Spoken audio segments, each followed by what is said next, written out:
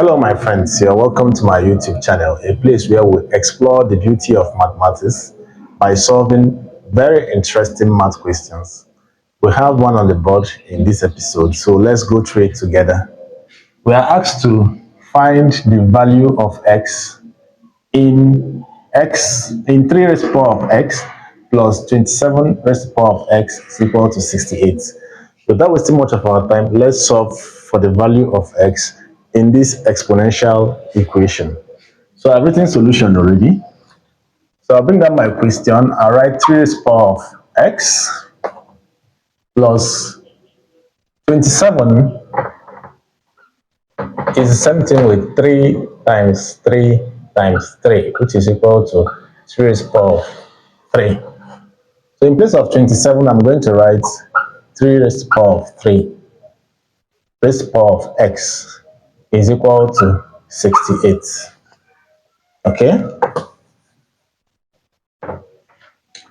Having come to this point, in indices, if you have a raised to the power of n or raised to the power of m, it's the same thing with a raised to the power of m or raised to the power of n. So we're going to apply this to this term. So bearing that in mind, we'll rewrite this equation. It will be 3 raised to the power of x plus 3 raised to the power of x or raised to the power of 3 is equal to 68. But we'll get to this point. You see, we have 3 raised to the power of x here and we have 3 raised to the power of x here. So I want to introduce a new variable that will substitute 3 raised to the power of x. So I will say, let y be equal to 3 raised to the power of x.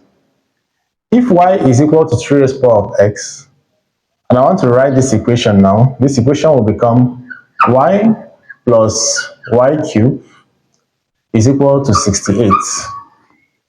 I can write this equation as I move 68 to this side. This equation will become y plus y cubed minus 68 is equal to 0. Okay?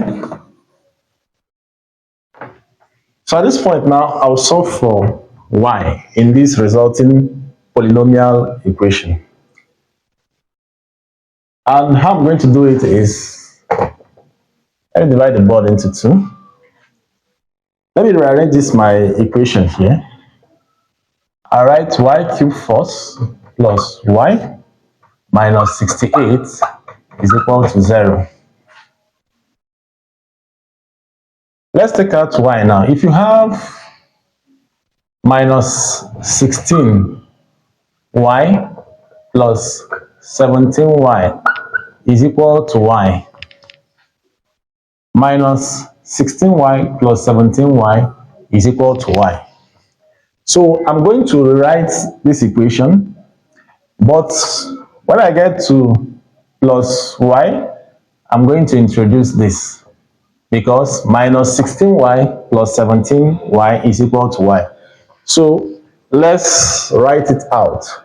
This equation becomes y cubed minus 16y plus 17y minus 68 is equal to 0.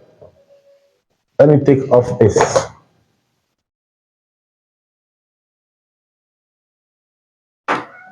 So y cubed, this equation is the same with this. So having gotten to this place, I'm going to factorize some common. I'll check out for the common factors and carry out factorization. When we consider y cubed minus 16y, what is common between these two terms is y. So if I bring it out, I'll have y squared minus 16. Let me close the brackets. When I consider these two terms, 17y and 68, what is common between the two terms is 17. So I'll bring out 17.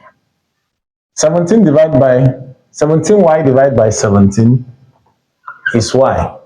And 68 divided by 17 is minus 4. I'll close this bracket. This is equal to 0.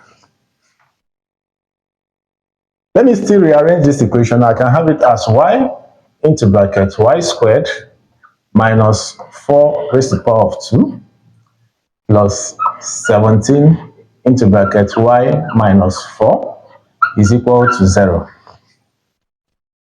If you take a look at this y squared minus 4, y squared minus 4 raised to the power of 2. This is a typical example of difference of two squares. If you have a squared minus b squared, in maths, to expand this, it will be a minus b and multiplied by a plus b. This is what we refer to as difference of two squares. I will have that structure in this our equation, specifically in y squared minus 4 raised to the power of 2. So we are going to expand this the way we expanded this one. If we do that, we're going to get y into brackets y minus 4, okay,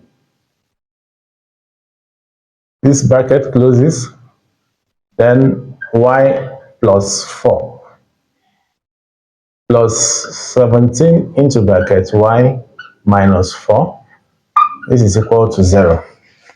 So you can see we are getting something that is similar. If you look at this equation again, there are two terms here, this one and this one. Y minus 4 is common to both terms, so we can still carry out factorization. So we're going to bring y minus 4 out of this place. Then we'll open a bracket. Y minus 4, no, y,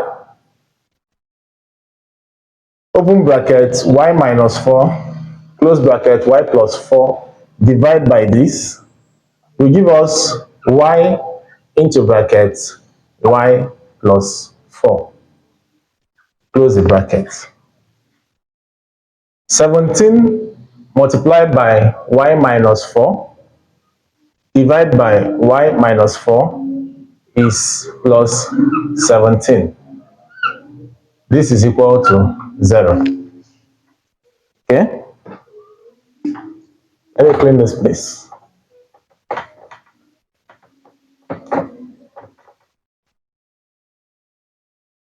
Let me clean this place. We can expand what we have in this place. It will become y minus 4 into bracket y times y is y squared. Y times 4 is plus 4y, then plus 17 is equal to 0. So from this place, since this times this gives us 0, it is either this is 0 or this is 0. So we can say y minus 4 is equal to 0, or y squared plus 4y plus 17 is equal to 0. From this place now, it will imply that y is equal to 4. We just simply moved minus 4 to the other side of the equation, then we'll get the value for y. But in this second one, it is a quadratic equation, so we are going to solve it using the formula method. We'll do it quickly. First of all, we have to see if this is solvable, because it is not all quadratic equations that are solvable. To solve this now using the quadratic formula, it will be y is equal to plus or minus b squared. No, it will be y is equal to minus b plus or minus root of b squared minus 4ac divided by 2a. This is the quadratic formula.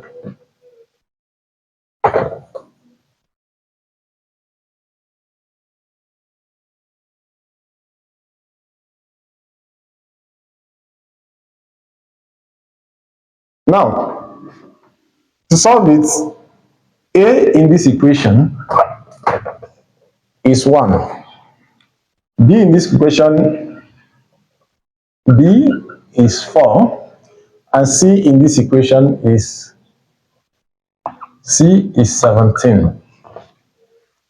We have to, before we go ahead and solve it, this is what we refer to as the determinant of we test the determinant of a quadratic equation. We are going to work with root of b squared minus 4ac. If we substitute the values for a, b, and c into just this part of the equation, and we'll solve it out and find out that the answer is negative, this equation cannot be solved. B is 4, so b squared is 4 squared, which is 16. 4 times a is 1, c is 17, so it means 4 times 17. Now 16 minus 4 times 17 is definitely going to give us a negative number. So this has no solution. At least in real numbers, you cannot get the roots of this quadratic equation. Since it has no solution, we are going to work with just this one. Y is equal to 4. But remember that we were not originally looking for the value of y. We're looking for x. But to make our work easy, or to straighten out our equation, that is why we introduced y. There's a relationship between x and y that we have established earlier, which is 3x is equal to y. Now that we know that the value of y is equal to 4, we can say 3x is equal to 4. So from here now we can solve for x. We can take the logarithm of both sides of this equation. It becomes log 3 raised to the power of x is equal to log 4.